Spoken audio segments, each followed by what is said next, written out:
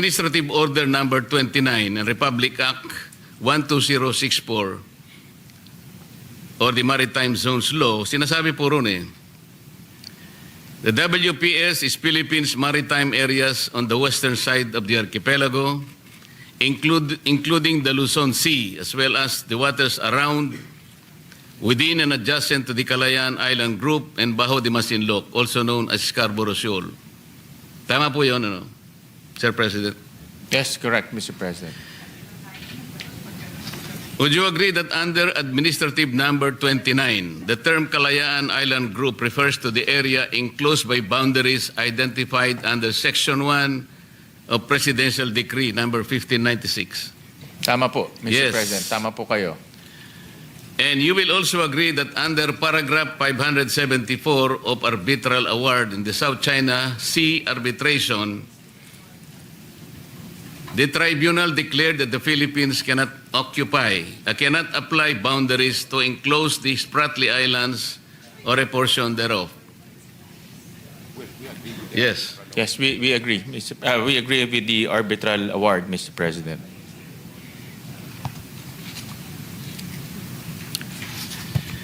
Ito po yung section po ng 1596, Mr. President, and paragraph 574 ng Arbitral Award. Magkalaban po talaga Sabi po ng Arbitral Award, Mr. President, and I quote, "In any event, however, even the Philippines could not declare archipelagic baselines surrounding the Spratly Islands. Article 47 of the Convention limits the use of archipelagic baselines to circumstances where within such baseline are included the main islands and an area in which the ratio of the area of the water to the area of the land, including atolls, is between 1:1 and 9:1. Question, is it obvious now that PD 1596 and paragraph 574 of the Arbitral Award, Mr. President, are incompatible?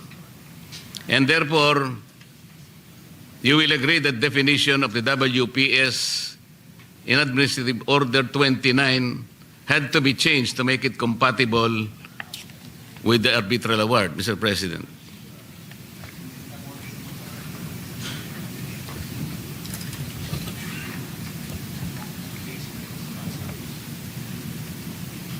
Well, Mr. President, the Secretary replied that no, it's not incompatible because portions of the EEZ is also included in that, Mr. President.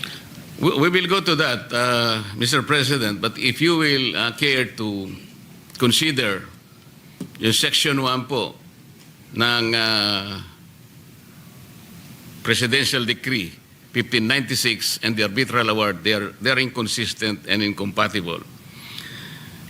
Kasi po dito sa Article 2, Paragraph B ng Republic Act 12064, niredefine niya yung WPS. Ang definition na po rito ngayon ng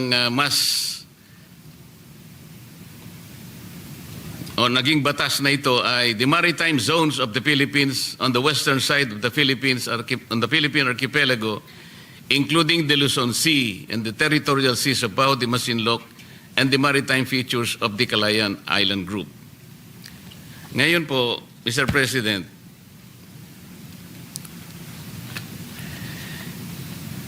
yung limits po ng West Philippine Sea, ang sabi po natin kanina is the 200 nautical limit of the EEZ. Are you saying that Kalayaan and other features are not part of the WPS, Mr. President?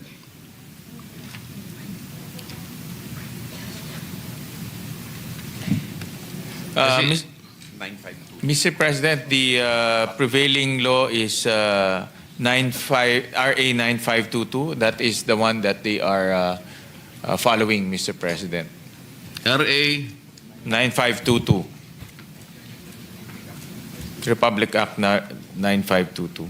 Enacted in 2009. Enacted in 2009, Mr. President. Paano po yung Republic Act number 12064? 2012 po ito. This is the more recent law.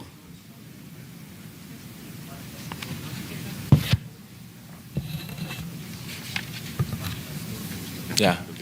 Yeah, Mr. President, maritime zones and the baselines are different matters, Mr. President. Alam ko po yun, Mr. President. Pero kung pag-uusapan po natin na yung limit po ng West Philippine Sea ay yung ating exclusive economic zone, which is 200 nautical miles from our baseline, malinaw po na ang Kalayaan Island Group ay hindi po kasali sapagkat it is beyond the West Philippine Sea.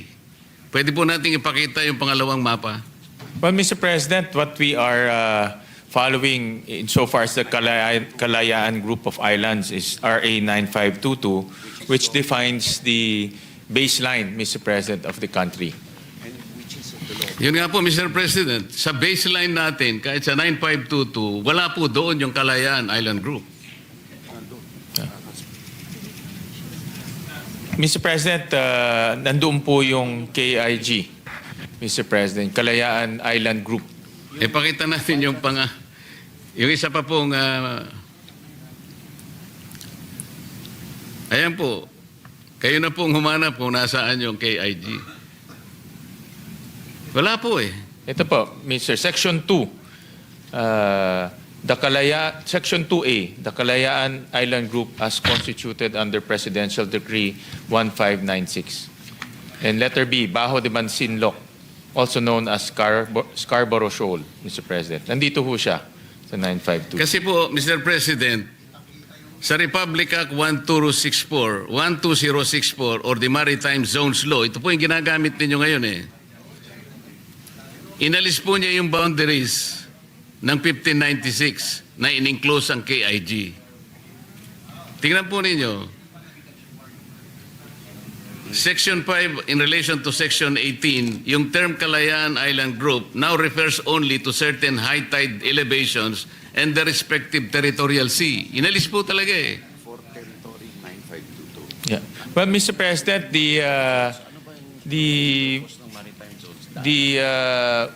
when it comes to the Kalayaan Island Group, Mr. President, it's RA 9522. Hindi po. Ang ating pong recent batas na po, yung RA 12064, it was enacted last year, November 7, 2024.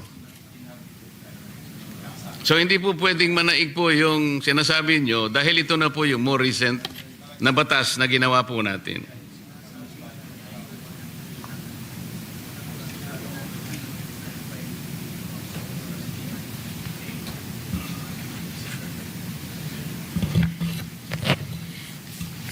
So as it stands now, Mr. President, yung ating West Philippine Sea includes the maritime features of the KIG. Palagay natin. And that some of these features are separated by high seas. Kung mangyayari po yun, Mr. President, ang mangyayari talaga, ang WPS is a discontinuous and disjointed body of water. But, Mr. President, also in Section 3 defines the baselines, Mr. President. And it referred back to RA 9522, Mr. President. So, dinefine dito sa batas na ito, yung baseline ng ating bansa at prefer niya bumalik ho tayo sa 9522. So, hindi ho siya inconsistent, Mr. President. The maritime zones only define the maritime zones, kung saan po pwedeng dumaan yung barko, Mr. President. But in terms of the baseline, it refers back to 9522, which includes the Kalayaan Island Group, Mr. President. Hindi nga po eh. Yung batas po na binabanggit natin na atin pong ipinasa last year, inalis niya na po yung KIG. Wala na po roon eh.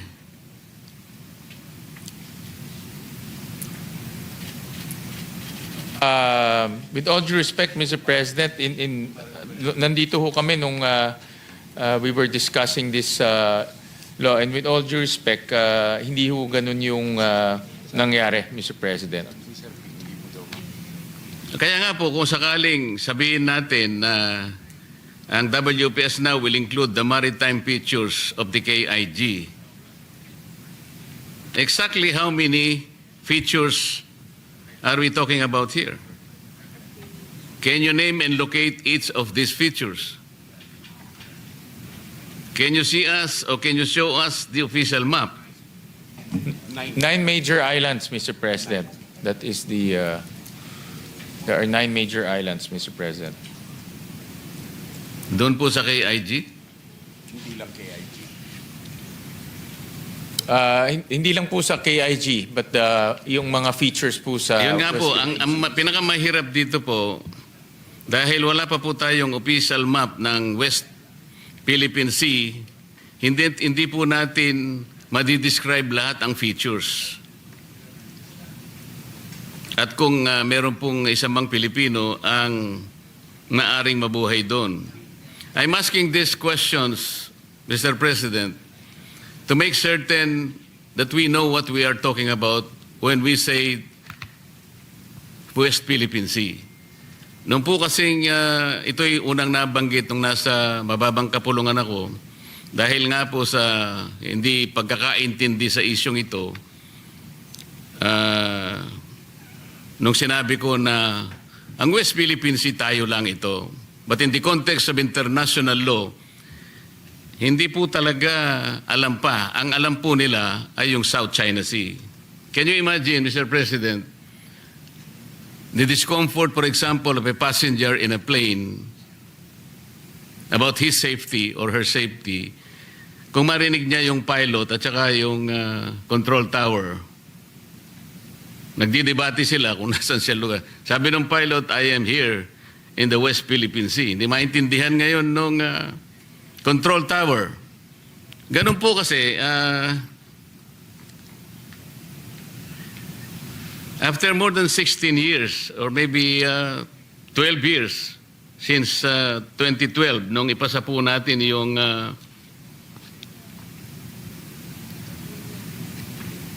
RA 12064, the Philippines has not applied with International Hydrographic Organization for the adoption of the name West Philippine Sea. Yun po kasi yung naging problema yata natin, Mr. President. Bakit po kaya? Well, Mr. President, I think that question will be best referred to the Department of Foreign Affairs, Mr. President. Yes, Mr. President, in proper time we will do that. But I guess considering that the West Philippine Sea is one of those areas that even our national defense officials are protecting or try to protect, kailangan po alam natin kung ano yung ating gustong proteksyonan. Ang sabi pa nga po ng ibang mga advocates, WPS, atin to. Mga ganun, di ba? China, umalis ka sa WPS. Even our president said in his statements, West Philippine Sea is worth dying for. We'd like to see and would like to know, Mr. President, when we send our children and grandchildren to war protecting the West Philippine Sea, alam natin kung nasan talaga. What are the exact coordinates? Ngayon po talagang ang labo talaga eh. Parang sinabi mo, yung Pasig River, some portion of Taguig, some portion of Pasig, and some portions of another municipality. Hindi mo alam kung saan nagsimula, kung saan napuputol. Maybe we can ask the Executive Department to be precise in its identification of the features and limits of the West Philippine Sea. Kasi po, para yung mga ghost missions or even ghost budgets, nangyari nga po sa flood control, they were all using several applications. Hindi sila, magkakaiba po eh. Sabi pa nila, geotag, real time. Pero kung tingnan, talagang wala yung mga flood control projects. So dito po, ganun din. Kailangan matukoy natin. Speaking of maritime features, Mr. President, let me refer back to the map identifying its features. Ito pong, yung balik mo nga dun sa pangalawang mapa. Ayan. You will agree, Mr. President, that based on that map, Vietnam occupies 21 features, China 9, and the Philippines 9. The Philippines 11, Mr. O President. 11 siguro. So 21 features for China, for Vietnam, 9 for China, Philippines 11. Mr. President. What is the policy of the national defense regarding Vietnam?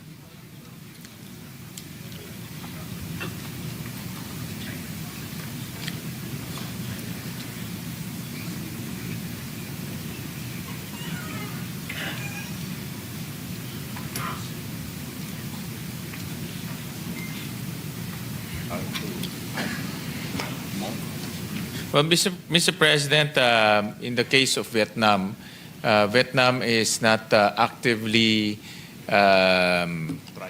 trying to add more areas to their territory, Mr. President. Unlike China, Mr. President. 21 na kasi ang nakuha niya eh. So that's why in the case of Vietnam, meron ho tayong mga Mr. President, so if that is the case,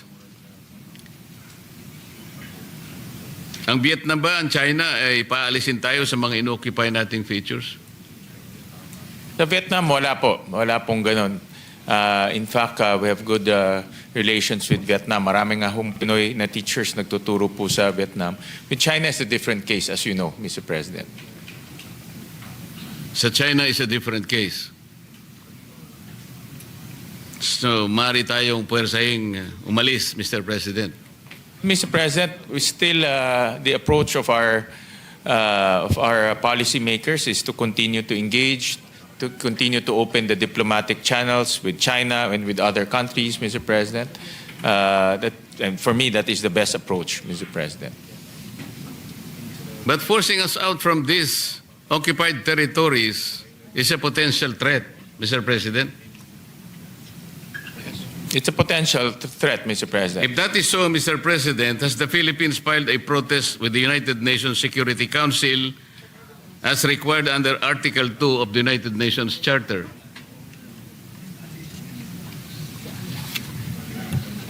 Well, Mr. President, to answer your question directly, no. But to give the reasons on why that policy was undertaken, the best department to answer that is the Department of Foreign Affairs, Mr. President. Kasi po ang sagot natin is no, Mr. President, then the trend is more imagined than real. Well, Mr. President, China is has veto powers in the National Security Council, Mr. President. So yeah, that's why we have to strategize very carefully, Mr. President. Kanina po, Mr. President, sa aking pagtatanong, I was trying to differentiate po kasi dahil nga sa sigalot sa West Philippine Sea, ang dami pong misunderstanding dyan, ang daming misconception. Kaya po kung minsan ay hindi nagkakasundo ang iba't ibang mga mamamayan natin. For example po, yung pinag-uusapan lang dito sa tinatawag nating West Philippine Sea na hanggang ngayon hindi natin talaga malagyan ng exact coordinates, ano-anong mga features niyan, ano-anong mga forma niyan para sa ganun kung tayo makikipag-away talaga, makikipagdigma, alam mo naman po natin ang ating ipinakikipaglaban. Kasi po, ang pinag-uusapan po pagka sovereign rights lang, ito po ay mga functional jurisdiction over areas that are not territories. Katulad po ng binabanggit nating exclusive economic zone. Kasama na po yung contiguous zone, yung continental shelf and even the extended continental shelf. Hindi po mga teritoryo to eh. Napagkakamalan po na territory, kaya nagkakaroon po ng mahabang pagtatalo. Sovereign rights, Mr. President, is different from territorial sovereignty. Iba po yung sovereign rights sa sovereignty.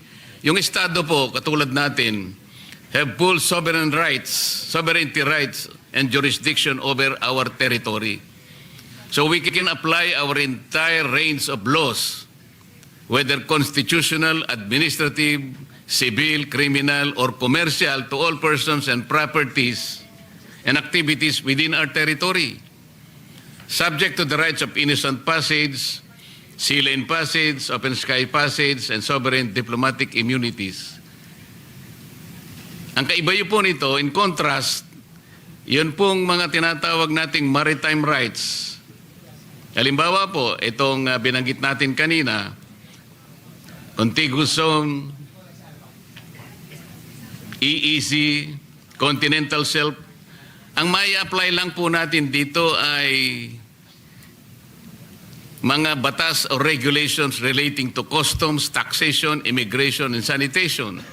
Sa exclusive economic zone po, Mr. President, and continental shelf, even the extended continental shelf, ang mag-a-apply lang po rito ay batas tungkol sa energy, fisheries, and maritime genetic resource, exploration and exploitation of artificial structures, marine research, pollution control, seabed pipelines, and cables. So kailangan po kasing may paliwanag ito in defense of what we perceive as West Philippine Sea. Yun pong maritime rights sa tubig lang, hindi po territory na kagaya po ng ating gustong ipaliwanag na mabuti. Para sa ganon, ay alam po natin kung ano ang ating pinag-uusapan, saan po natin gagamitin ang budget, at kung tayo po ay makikipagyera, alin-alin po ang dapat nating ilaban na sa ganang atin, Mr. President.